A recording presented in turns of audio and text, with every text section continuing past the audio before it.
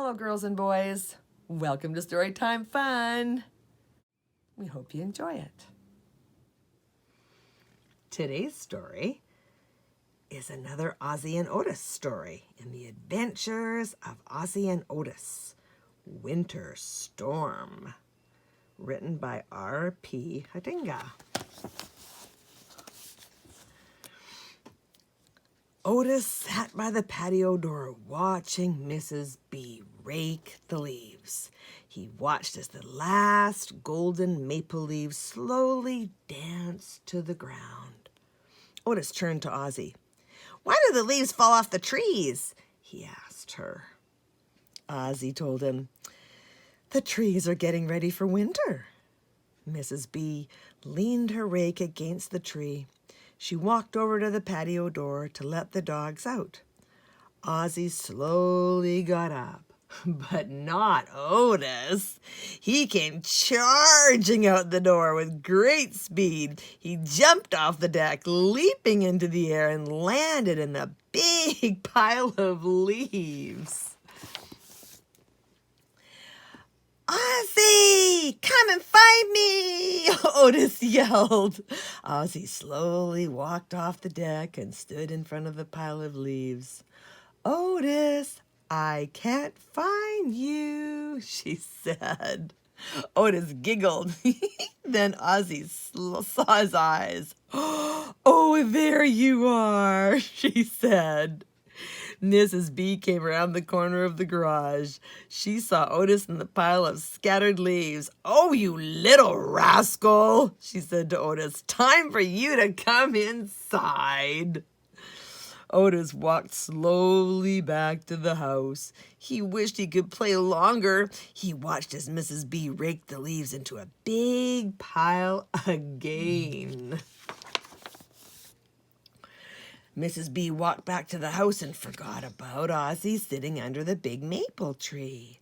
Aussie walked over to the fresh pile of leaves. It had such a wonderful smell of autumn. She looked around and started to roll in the pile of leaves. "It feels so good," she thought.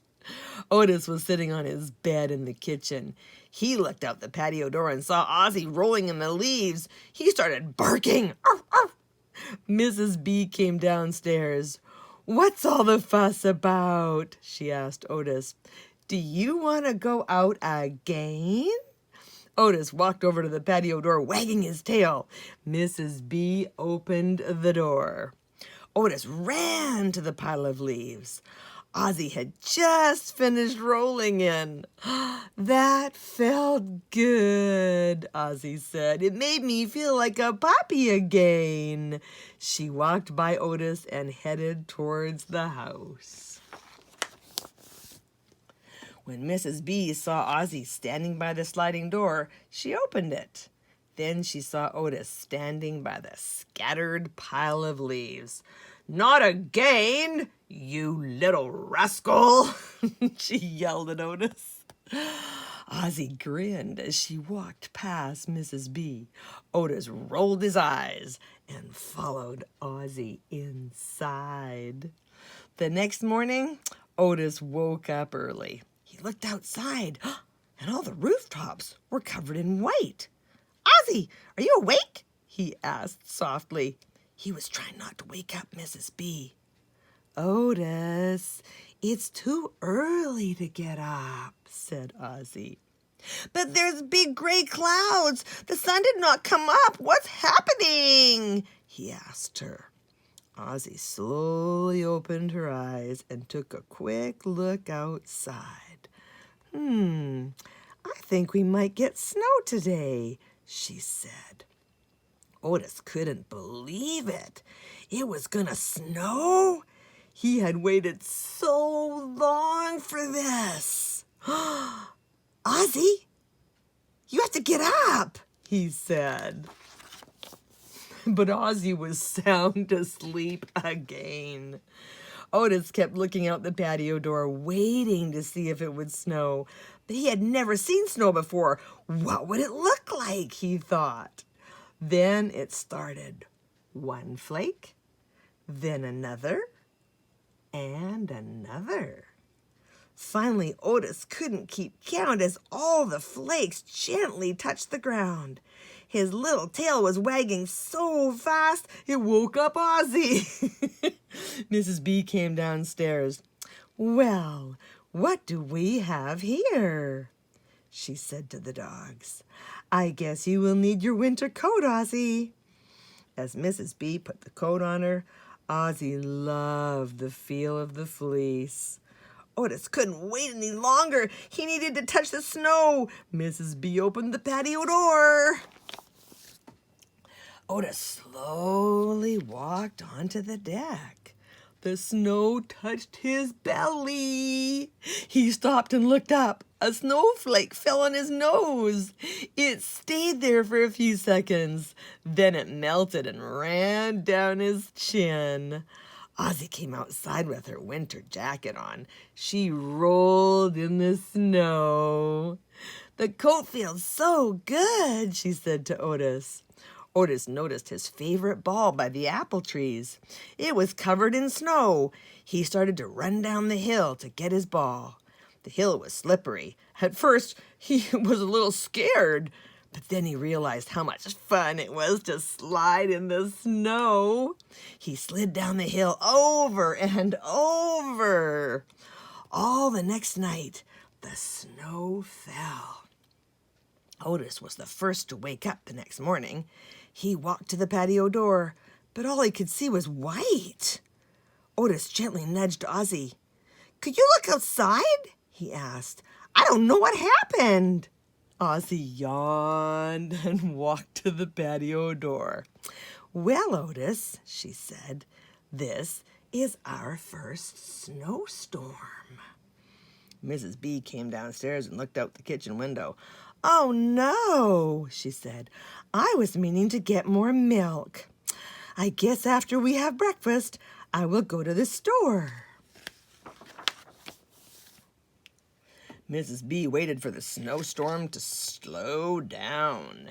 Then she went to the closet to get her coat and boots. She opened the door and was about to put on her gloves and toque. Otis sneaked between her legs and went outside. "Come back inside," she told Otis. But Otis didn't listen. This was his chance to show Mrs. B what Aussie had taught him. He walked by the garage and bumped the sleigh. It fell down and Otis grabbed the rope. He started to pull the sleigh.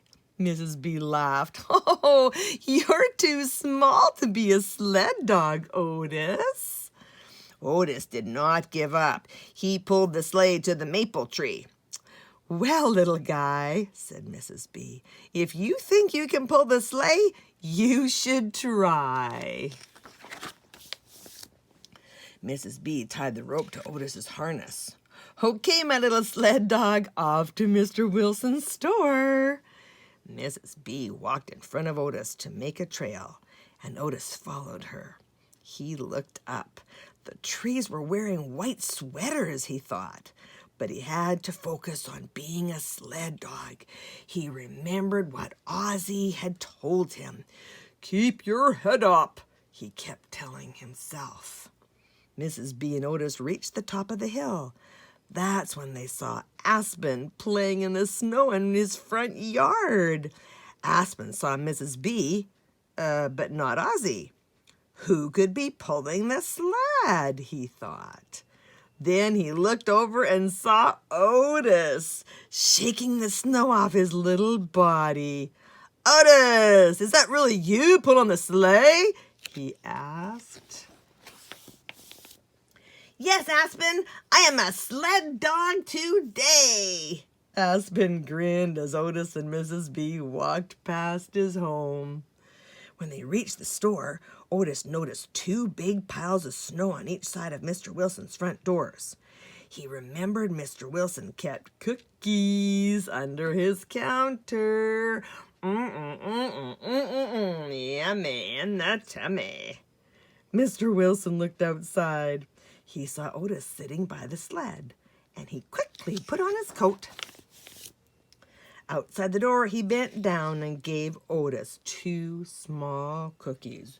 "You must be tired, little fella, pulling that sleigh all the way to my store," he said. Mr. Wilson looked inside and saw Mrs. B standing by the checkout counter. He said goodbye to Otis and went back inside. Mrs. B came back outside with 2 bags and gently placed them on the sleigh. She put her hands into her coat pockets to get her gloves and hat. Otis grabbed the rope with his teeth and started to pull the sleigh again. "Otis, that's too heavy for you to pull now," said Mrs. B.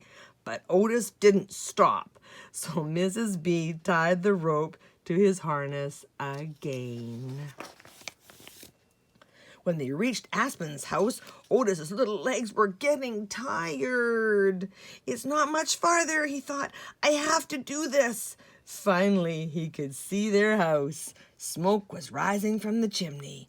He saw Aussie sitting by the big window in the living room. When Aussie saw Otis pulling the sleigh, she got a big smile on her face. When they came to the back door, Mrs. B untied Otis from his harness, and she opened the door to let Otis in. Otis walked over to his bed and put his little head on his pillow. He took a deep breath. Being a sled dog is a lot of work, he thought. He was about to fall asleep when he felt Aussie pulling a fluffy blanket over his tired body. Aussie knelt down and whispered into Otis's ear, "I am so proud of you, my little sled pug. Wait until we have our next adventure." Otis grinned and fell asleep.